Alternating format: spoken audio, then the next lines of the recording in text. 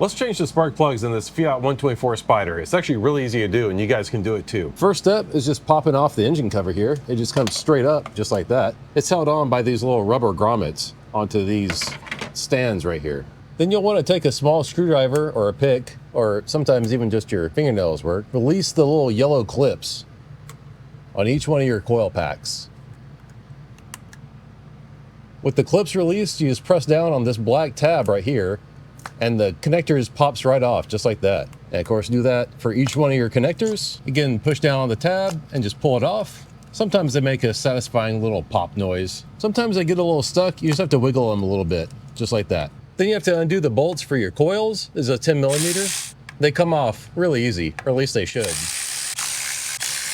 The electric ratchet makes quick work of them. Link in the description for this guy. It's my favorite tool. As you can see, the bolts are kind of long. Put them in a little tray so you don't lose them.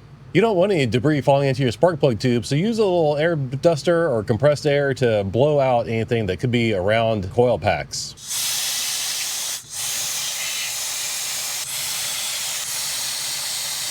There wasn't a whole lot of stuff, but you can see a little bit of debris flying around. This little wolf box is awesome. And again, link for it down in the description below. Yeah, I really wish I'd had this the other day doing John's spark plugs. Now to remove your coils, give them a little bit of a twist.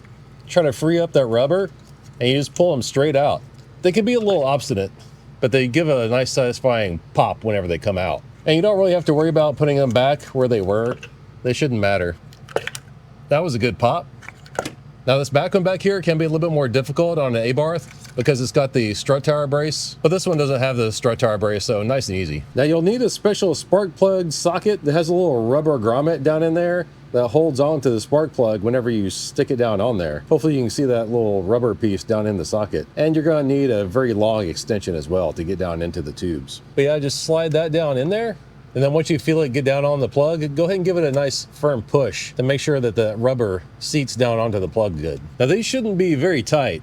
Yeah, in fact, these are not tight at all. The factory spec on these is only 13.5 foot-pounds, which is actually way too light. And I'll show you why that is here in just a minute. But once you get it broken loose, you can let go of your ratchet and just turn it out by hand. Then just lift it straight up, and then the plug comes out with the socket. This particular one definitely has some oxidation. Yeah, you're supposed to replace these every 30,000 miles or so. And it's just a simple matter of repeating the step on each one. That one was a little bit more solid in there, but still pretty darn loose. You'll want to take a look at each one of your spark plugs and just kind of make sure you're getting even wear on each of them, even color, nothing weird happening.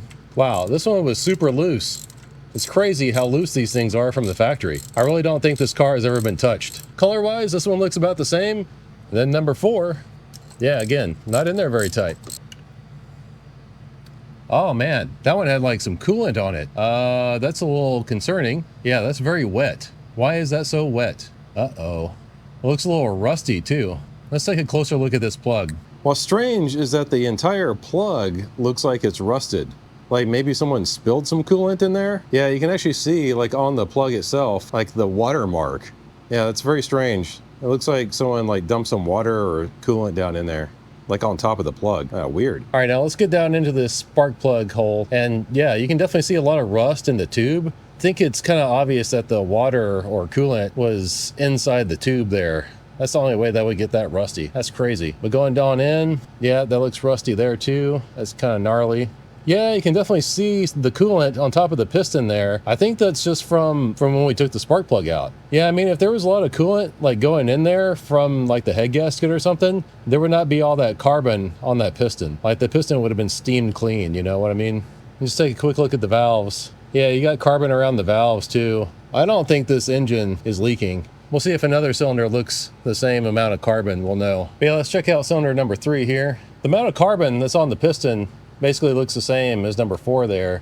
So I don't think water is coming in from the head gasket or into the cylinder at all. That's just really strange that somehow coolant or water got into the tube over there. All right, well, I'm gonna try to blow some more of that out of there before we try to put the spark plug back in.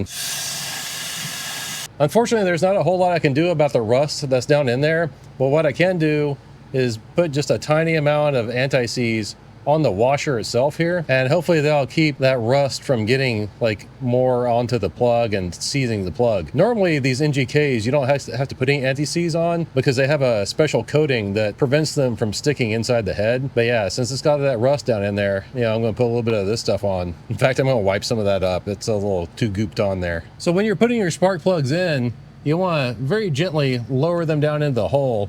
Make sure you don't bang up the electrode at all. You want to get it nice and centered and then just tighten it up by hand. Definitely don't put a ratchet on it right away. You want to get this snugged up by hand first. All right, that's good and snug by hand. When you put the plug down into the socket, make sure you push it all the way down so that it catches that rubber thing and is not going to fall back out. Now, another point on these NGK spark plugs, they come pre-gapped. It's not a bad idea to check them. They should be 0.28, which is just fine for these Fiats. But if you do decide to check them, be very careful because those little iridium tips are easy to damage. So the reason I like to torque down these things a little bit more than the factory spec, actually a decent amount more, is because of this crush washer right here. You want to make sure that that thing fully seals and squishes down in order to seal the spark plug off from the chamber. And with the threads good and tight in there, that helps prevent some of that carbon tracking that we saw on the plugs. But yeah, just like before, just lower it down in, straight down, and you'll feel it get in the hole, and you just start tightening it up by hand, making sure you don't cross thread it. And doing it by hand too, it really helps you feel if there's anything wrong with the threads or not. All right, let's do that last one. Now see, now you've done it like 3 other times, and you ought to be a pro at doing it by the time you get to the last one. So we're going to use the torque wrench to get these fully tightened, and I have it set on 22 foot-pounds. And I really like these Tecton torque wrenches. They're inexpensive, but high quality. Now, whenever you're gripping one of these guys, you want to make sure that you only hold it in the grip zone, like on the handle right here. Because if you choke up down here or hold it down here, that actually affects the torque rating. Give it a nice smooth pull until you hear it click. Just like that. Now just go down the line, tightening them up. All right, there you go. Now when putting your boots back on, you want to take just a tiny amount of like dielectric grease and put in the end of the boot, just like that. That'll help lube your spark plug. And also on these guys, so that they don't stick the next time you try to take them out, put a little grease on the little rubber seal and just go ahead and spread that around with your finger. It doesn't take much. You don't want to glob it on. Or if you put a little glob, you know, spread that glob out. That just really helps the next time you're taking them back off. And then all you do is just shove it down on there. And you know, the thing is a little rubbery, right? So it might want to try to spring back up from you, but that's okay. Just get it down on there and then take your bolt. And of course, put your bolts in by hand. Make sure you're not cross-threading it. Now you don't have to use the torque wrench on your coil bolts here, but it doesn't really hurt. They only go to like 9 foot-pounds, which is crazy low. You definitely don't want to use the electric ratchet to put them back down. That'd be too much torque. It's so light that you can barely hear it click. There you go. Now all you gotta do is plug the coils back in. They click in just like that, and then you just push the little yellow thing back in. Get you guys a little closer, so hopefully you can hear the clicks. So just push the connector in until it clicks like that, and then push the yellow thingy.